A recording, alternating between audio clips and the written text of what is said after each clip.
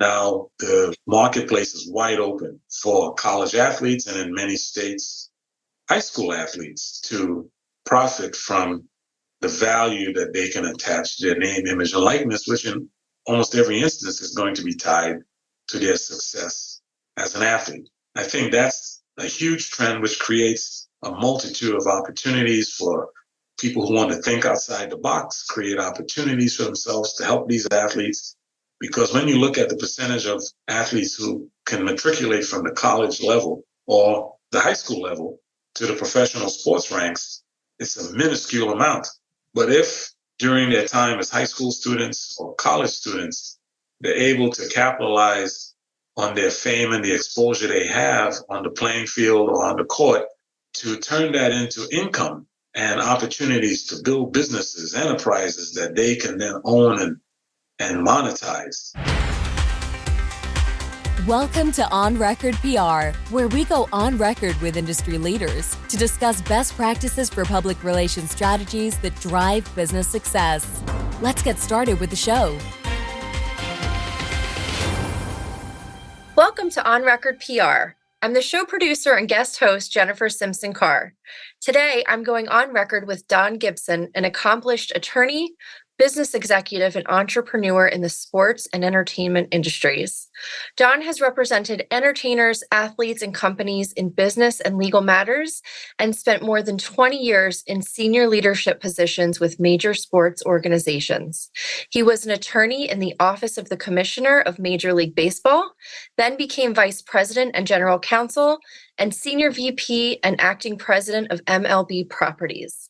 Following his tenure with MLB, Don served as the chief executive of the Naismith Memorial Basketball Hall of Fame, where he was responsible for all day-to-day administration of the institution, including management of the $103 million new Hall of Fame Riverfront development project. Don is currently president and CEO of Kavi Sports, a consulting firm that provides strategic planning, licensing, intellectual property management and development, and business development services to clients. Don is also a professor of practice at Arizona State University, Sandra Day O'Connor College of Law, where he teaches courses in sports law and business. He has been twice elected by the students as Faculty of the Year, most recently in 2023. Don holds a Bachelor of Arts degree in economics from Bucknell University and a Juris Doctor degree from UCLA School of Law, where he was a member and chief comments editor of the Law Review. Welcome, Don. Thank you. It's a pleasure to be here, Jennifer. It's been such a pleasure getting to know you, and I'm so honored that you're joining us today. One of the things we really pride ourselves on this podcast is our sports and law intersection. And so I'm really, really honored to be speaking with you about your experience as a lawyer, particularly in the sports industry. Thank you. It's a pleasure. And certainly the intersection has grown even more intimate, if you will, in the past decade or two. So I'm looking forward to our conversation today. Yes, as am I. So let's start at the very beginning. How did you end up working in the sports industry? It really is, I think, the epitome of how most people get into the industry, and that is being in the right place at the right time. I was a young entertainment litigation attorney in Los Angeles. My firm represented some of the most high-profile music, television, and film personalities and companies, and I was enjoying that work. My very first client that I did work for was Jane Fonda, but I had a really deep passion for baseball, and 3 years into my experience as a young attorney, I decided to visit Arizona and attend spring training games. Spent 2 weeks between Tucson and Phoenix going back and forth to spring training games, and at the end of that trip, I decided that if I wanted to be an attorney, I wanted to be an attorney in baseball. I reached out to a friend who was a colleague of mine at Stanford Law School. I spent a year teaching there on a fellowship, and he and I became close friends. His name is Bill Gould. He was a labor law professor, and he was also doing salary arbitration work for Major League Baseball at the time, and baseball was our deep connection. He is the most avid Celtics and Red Sox fan. I'm the most avid Knicks and Mets fan. And, our fandom became a connection and also a way in which we were able to rib each other for many years. And I reached out to Bill and I said, Bill, I really would like to get a job in baseball. Can you help me? He said he would do anything to help, and started sending my resume around. I got the same response from everyone who responded. Impressive resume, but no job available. But in several instances, they offered the opportunity to meet with me if I ever happened to be in that town. And this all started in May of 1988. And then in August, I had to go to Baltimore for a wedding for one of my Bucknell classmates. And I decided I would visit my family in Brooklyn, and I contacted the Mets and the commissioner's office, both of whom I had heard from, and asked if they were still willing to meet with me if I'm in town. Both said yes. So I had a meeting with the general manager of the Mets. At that time, it was Al Harrison. He was a former lawyer who became general manager. And I thought that would be a really insightful meeting for me to have, to learn from someone who transitioned from being an attorney to being general manager. We had a great meeting. And the next day I met with the director of legal affairs for the office of the commissioner of Major League Baseball. And at that meeting, he tells me they now have a job open and I'm the first person they were interviewing. Being in the right place at the right time. And I went through this incredibly arduous interview process, which included being invited to the World Series and watching the Oakland A's and the Dodgers play. And I said, who needs a job if I can simply go through an interview process and experience this? But in all seriousness, later in that following February, my last interview was with the then National League president, soon to be Commissioner Bart Giamatti, and his soon-to-be Deputy Commissioner, Faye Vincent. They were the last people who interviewed me. And a week later, I was offered the job, and I informed my firm that I was leaving and made the trip back to New York. Oh, what a great story. So you are talking to a fellow Mets fan. Great. So that's great to hear. And I was actually born in Arizona. As you know, my mother coached basketball there. So I have very fond memories of spring training with my parents. Terrific. Yes. Back then, you really could get very close to the players. Now it's a little different, but what an amazing story. Thank you for sharing that. So what advice would you offer to someone seeking a career in the sports industry? I think the first thing I would say is understand that being a fan is not going to get you that job. You have to certainly have knowledge of sports and be passionate about sports, but whether it be teams, leagues, some of the various organizations involved in the industry of sports, they're not looking for fans. They're looking for, yes, passionate, knowledgeable people, but they want people who are going to work hard and deliver great results. And I see so many people who say, gosh, I'm a huge sports fan, but that's not what it's about. It's about being great at what you do, being consistently great at what you do, and delivering these companies results that will allow them to want to keep you in the fold. And that's really, I think, the secret to a long tenured opportunity. And you have to build a really great network of relationships with highly respectful people who can influence and impact your ability to get that opportunity, whether that person is involved in sports or not. But certainly people involved in the industry, having relationships with them will pay huge dividends. So I would say those things are most important. Those are great answers, and they sound very much aligned with the expectations of athletes. Exactly. I tell my students that as someone working, whether it be in the front office or in the legal department or or the sales and marketing department, you have to go to work every day in this industry understanding like the athletes and that like the coaches, you have to be a winner. You have to excel. You have to produce results. Every day you read the papers and you see the obituaries of coaches and players who are terminated because they didn't perform to the expectations. The same thing happens in the front offices and the business departments and marketing departments within these organizations and companies. So if you don't perform, you won't be around very long. Yeah, that's fantastic advice. And I can imagine even more amplified in an area where you have athletes who are expected to perform at that level every day. So I'd love to hear more about that intersection of sports and law that we talked about. Could you share with our listeners your greatest challenges and successes while working for Major League Baseball and for the Basketball Hall of Fame? Boy, there's so many. Where do I start? I think the first thing you start with is, again, these jobs are available so infrequently that when you get the opportunity, the pressure to succeed is incredibly great because there is always going to be someone ready to take your place because the jobs are so desirable. Mm-hmm. And people are attracted to these jobs because of the apparent sex appeal, if you will, of the industry and being able to be in close proximity to high profile, sometimes famous people. But again, it's all about production. So when you get in the door, the pressure to succeed, I think, is something you have to be able to face head on and deliver the results that will allow these companies and organizations to keep you employed. So I would say that challenge of meeting those expectations is real. I like to tell a story just as an aside, because to put into context how difficult it is to get into the industry. And that is in 1992, this is 3 years into my tenure at Major League Baseball. I was general counsel of Major League Baseball Properties at the time. And I hired my very first senior staff member. He was a young attorney. This was 1992. He retired from his positions at Major League Baseball 2 years ago. Mm. So these doors open, and most people who get these jobs don't want to give them up voluntarily. Wow. So it's, again, this goes back to the pressure and the challenge to make sure you excel, because there will always be someone else that can be brought in to replace you.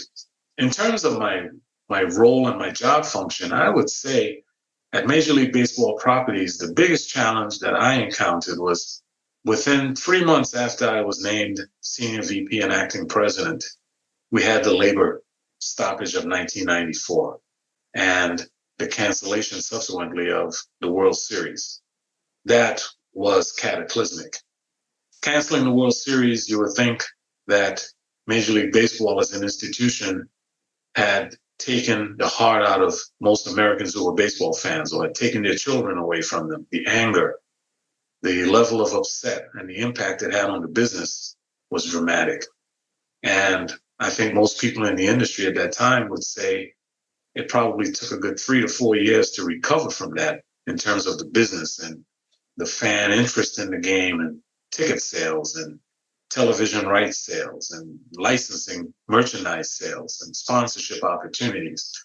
A number of licensees went out of business because they could not sustain themselves as a result of that time period. I would say that was the greatest challenge. And one of the things that I look back on with great pride is coming out of that labor stoppage, and at the beginning of the 1995 season, we launched the very first ever national marketing campaign for Major League Baseball.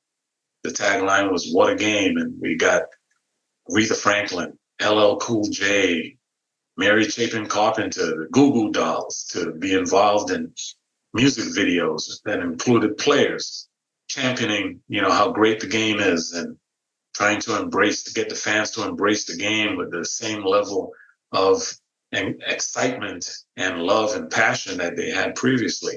So that's one that I would point to. At the Basketball Hall of Fame, the biggest challenge was one that I never really anticipated until I took the job. And that was recognizing that the institution had no brand identity. Most people did not even know where the Basketball Hall of Fame was located. And then when I encountered professional basketball players who had no idea where it was located, I knew we had a problem. There was just no awareness of this institution and what it stood for, and certainly wasn't held in the same level of ideal as the Baseball Hall of Fame, where people take annual pilgrimages as fans to go visit. So the big challenge was helping to develop a new awareness of the Basketball Hall of Fame, building a brand, creating the enshrinement ceremony, turning that into something that was more glamorous, more Hollywood-like, that people would want to attend, that they would want to broadcast on television. And those were the things that I was able to accomplish that I look back on with great pride. And certainly getting the new facility development off the ground, being involved with the architects and the design and all of the various elements of the new facility. So those were some of the challenges that I would highlight.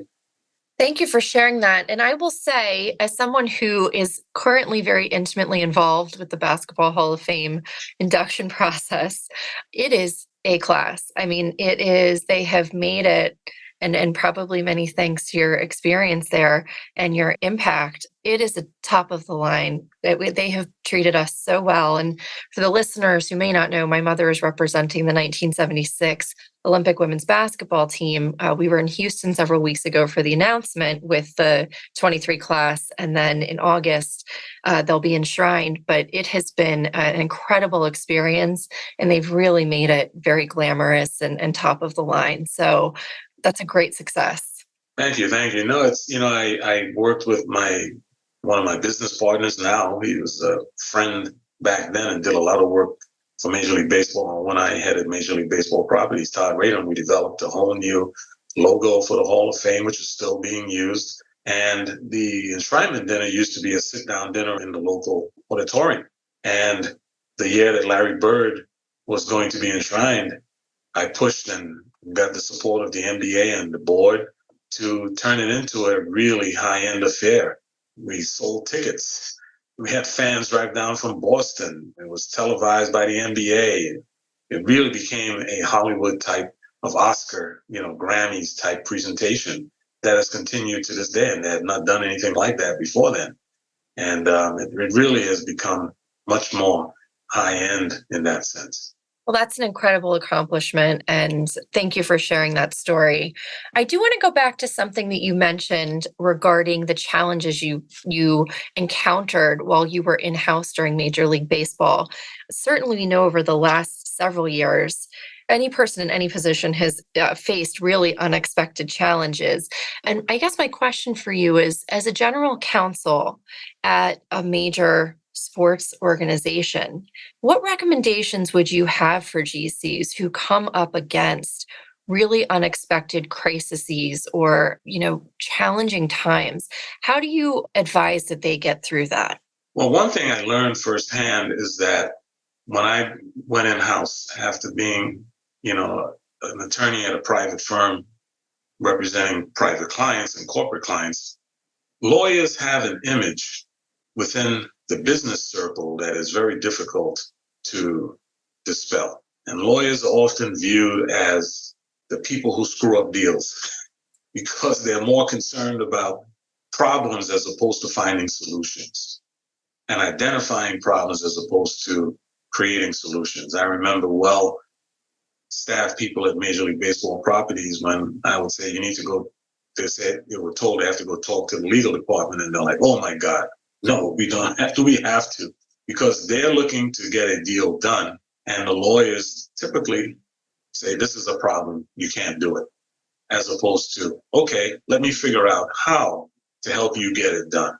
And I think that if you take that mindset and become totally immersed in the business operations, understanding how the business works, what the goals and objectives are of the people in the business and marketing departments or communications departments, and understand that your job as a lawyer really should be first and foremost to help them get their jobs completed, their tasks completed, help them do their jobs best.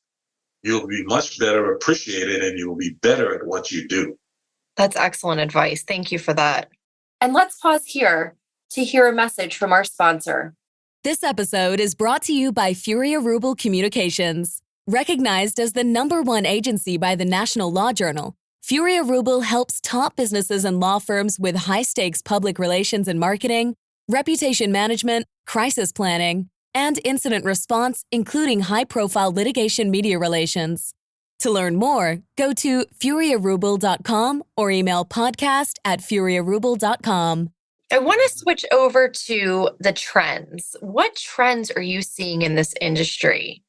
And how are they impacting your business at Kavi Sports and the industry, the sports industry generally? I think one trend that stands out to me, and it started a few years ago, was the professional athlete who finally realized that they themselves were brands, and that they can build an entire enterprise around themselves as a brand and create revenue streams outside of their work as an athlete, creating their own personal logos, attaching them to business enterprises that they were involved in, and understanding that this is a way of creating an income stream that will sustain them after their careers have ended.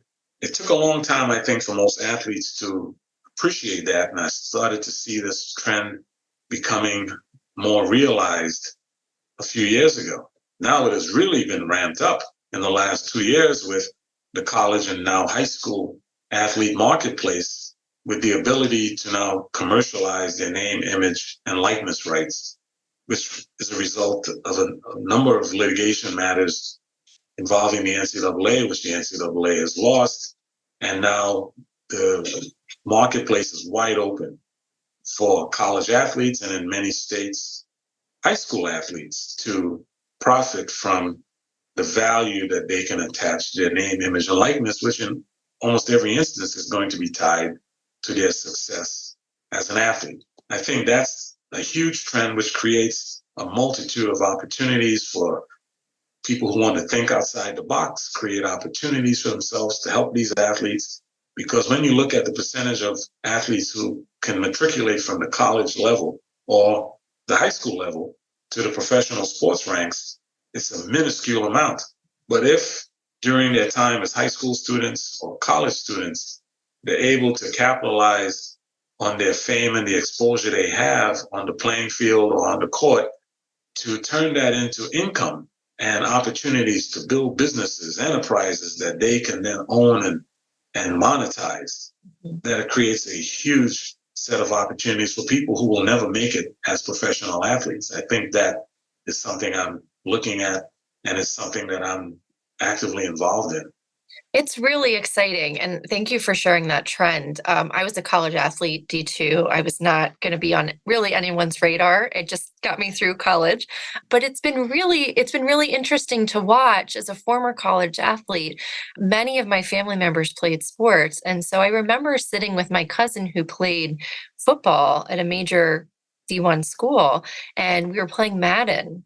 And there he was years ago. And we had that conversation. And so fast forward, maybe 20 years out now, I'm out of college. I know this week, Angel Reese signed a deal with her latest deal with Mercedes. So it's been really exciting to watch that evolution. And as you said, the opportunities come about for individuals who can really capitalize on that moment in their life. And as you said, there's such a small percentage of individuals who go on to pro, but then also the revenue streams the pro athletes can have for once they're done playing. Many are not lasting years and years as professional athletes because of the toll it takes on their body. Exactly. And I think the experience that you can have as a high school or college athlete being represented and partnering with smart business people will teach you lessons that you can then take to your next career and beyond. And so many of the professional athletes, they come from high school or just after 2 or 3 years of college.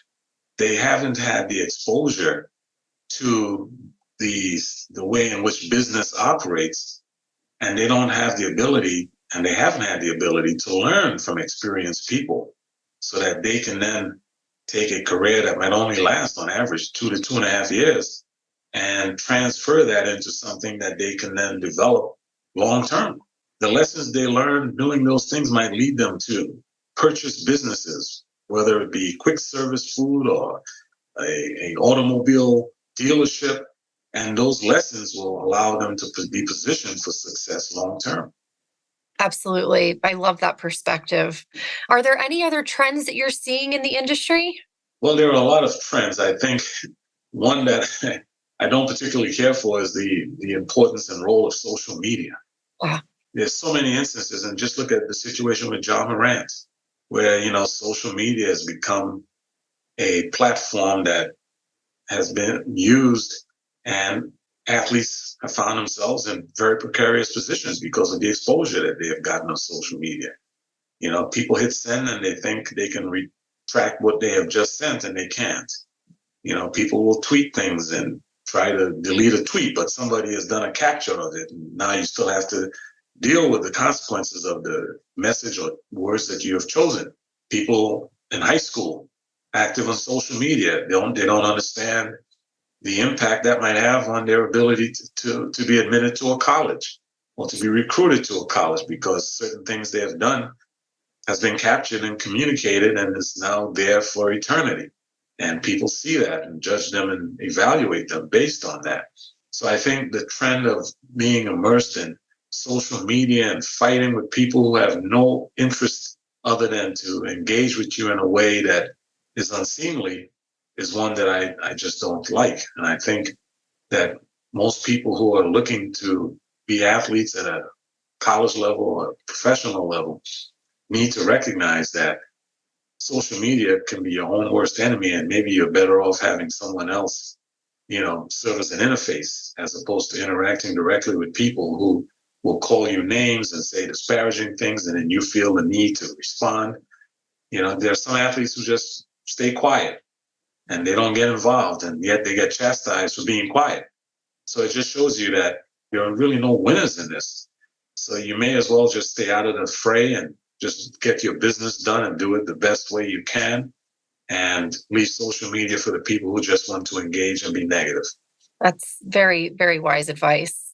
We have seen in our industry technology really accelerating in the legal field, which is generally pretty far behind compared to other industries.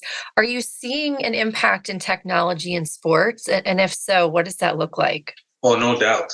It's really been interesting to watch a sport like Major League Baseball, for example, which is extremely conservative, really start to embrace the use of technology, particularly in the last 3 to 5 years. And technology to, one, make the sport more enjoyable for the viewer, to whether it be instant replay, technology for training purposes for athletes to improve their performance on the field, technology to assess athletes' performance. Analytics is based on that kind of technology, being able to determine tendencies and how those tendencies might impact performance. It's across all sports. Baseball was so steeped in analytics. Now you see it being used to great measure in sports like football and basketball. And I don't see it going away because the technology has proven to be such a valuable asset to helping athletes perform better, helping prevent injuries and help athletes train better. And then now you're seeing it really passing on to the way in which the game is played. And I would point to Major League Baseball as one of the best examples of that, with the use of the pitch clock this year.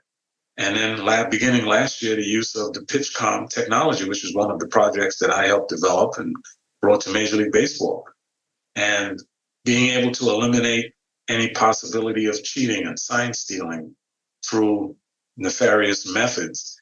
And at the same time, so you enhance the integrity of the game, but at the same time, you're speeding up the game and providing more action and less downtime, therefore improved pace of play, making the game more enjoyable for that fan.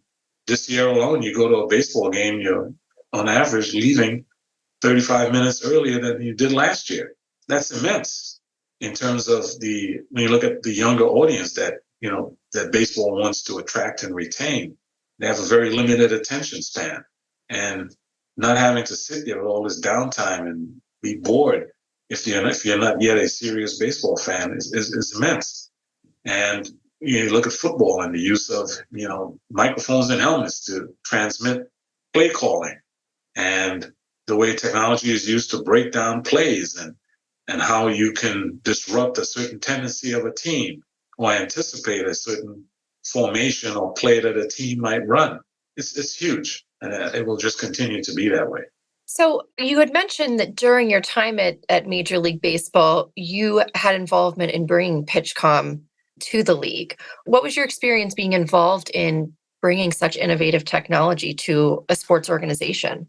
Well, it was not during my tenure at Major League Baseball, but during my ownership of Kavi Sports and my work there. The founders of PitchCom were introduced to me by a mutual friend who was aware of what they had developed, but they were not getting any interest from Major League Baseball through the communications they had sent. And my friend said, well, if you want to get into baseball, I know the person who can help you.